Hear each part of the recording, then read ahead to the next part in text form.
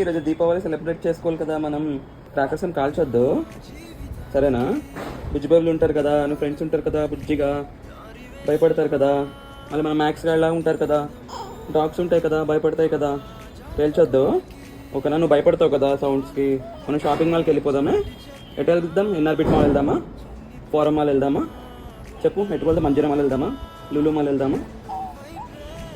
Inner mall వెళ్దాంలే, చుట్టుపక్కలంతా corporate companies కదా, బాంబులు పేల్చారు.